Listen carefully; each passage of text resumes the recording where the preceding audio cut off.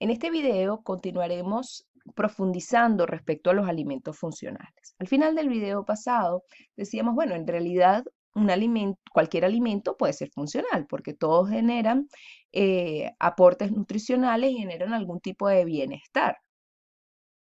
Eh, pero dicho así, bueno, es un término que corre el riesgo de ser utilizado de manera indiscriminada a nivel de mercadeo, que era justamente lo que mencionábamos al final del video pasado. Pues en este video vamos a hablar un poco de las regulaciones y de qué necesita verdaderamente un alimento para ser considerado funcional. Bueno, primero tenemos que pensar en qué alimentos pueden ser funcionales. Bueno, pueden ser funcionales alimentos convencionales que contengan algún componente bioactivo que genera un beneficio. Por ejemplo, la vitamina C, los jugos de naranja, es un potente antioxidante. Por ejemplo, los polifenoles en las cáscaras de las uvas también tiene poder antioxidante. Entonces, bueno, alimentos que ya contienen el componente bioactivo. Hay otros alimentos que son modificados, que son alimentos a los que se les incorpora de manera intencional el componente bioactivo. Y otros que el componente bioactivo es quizás un ingrediente o mejor dicho, un componente de la fórmula en mayor proporción, entonces tenemos alimentos en los que un ingrediente provee el beneficio, como por ejemplo incorporar fibra en un alimento que pueda funcionar como prebiótico. Muy bien, esas serían las categorías en las que podríamos tener a un alimento funcional.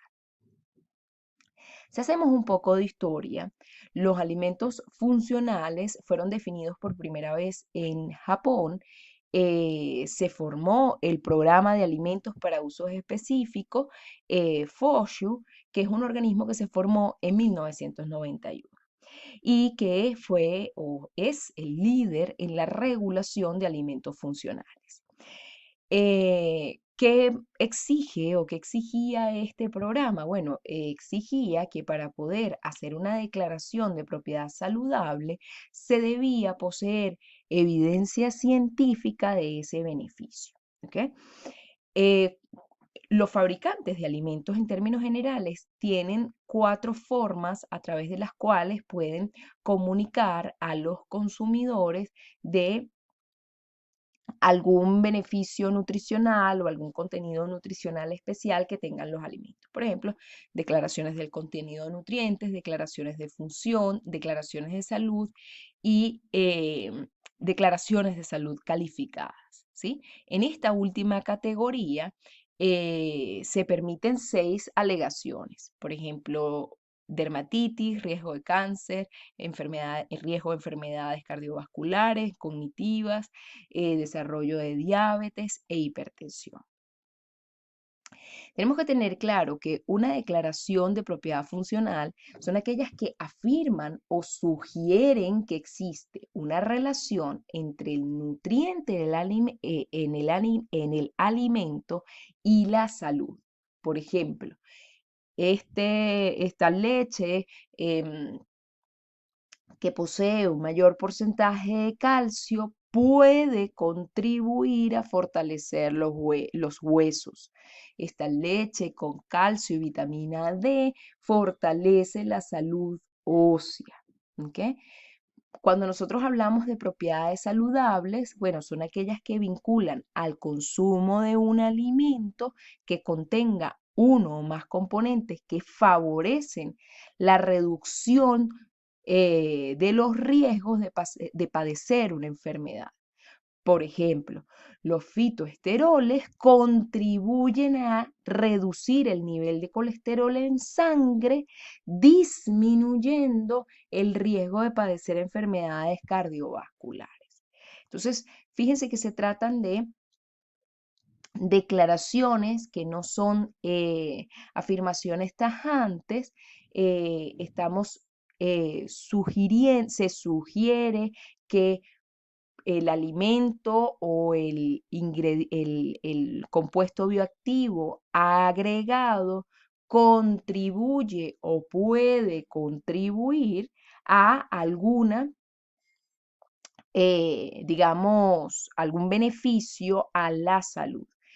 Pero es muy importante que para hacer esta declaración en términos de alimentos funcionales es necesario tener el fundamento científico. Es decir, deben haber suficientes investigaciones científicas que indiquen la biodisponibilidad y la eficacia de esos compuestos eh, sobre la calidad de vida, o mejor dicho, sus efectos fisiológicos. Muy bien.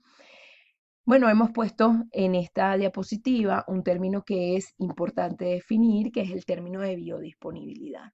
La biodisponibilidad se define como la velocidad y la fracción en que un compuesto terapéutico está disponible en el sitio de acción deseado.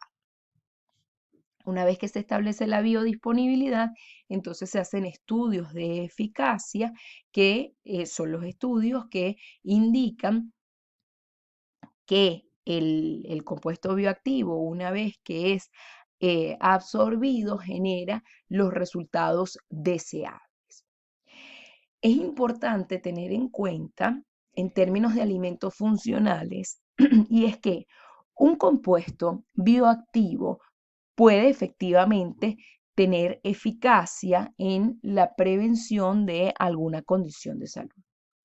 Pero, ¿de qué depende la eficacia, o mejor dicho, de qué depende la biodisponibilidad y la eficacia de los componentes bioactivos? Depende de la dosis.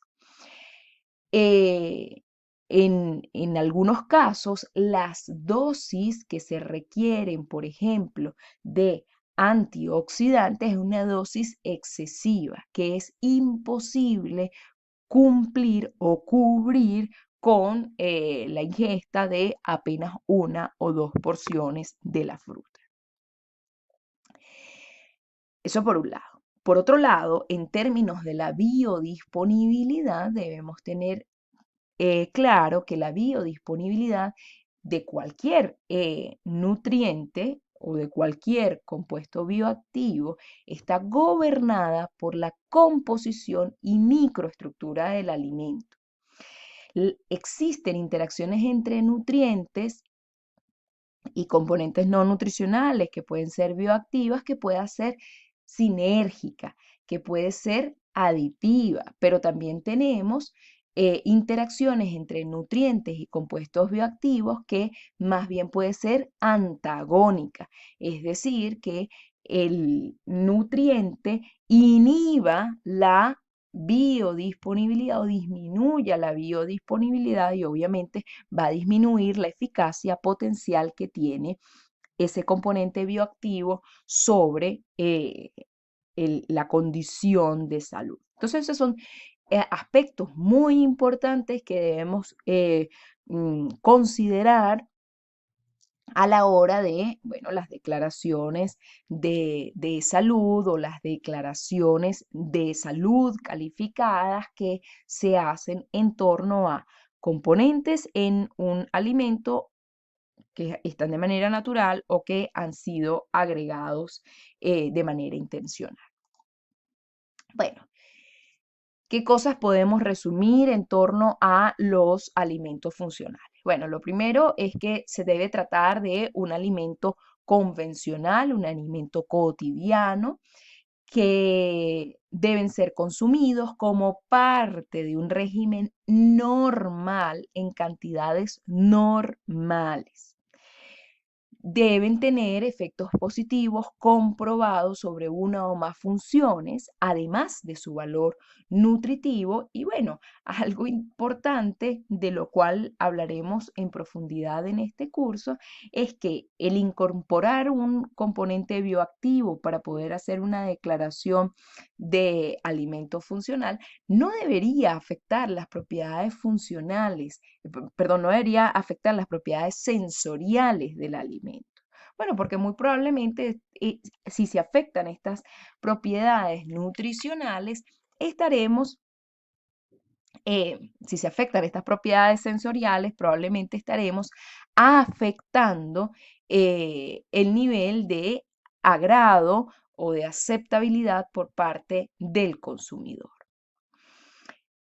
Imaginen ustedes un fiambre con omega 3 cuyo sabor es a sabor a pescado. ¿Qué impacto eso puede tener sobre la respuesta del consumidor? Hasta aquí hemos hablado de los alimentos funcionales, de sus características y de cómo hacer la declaración.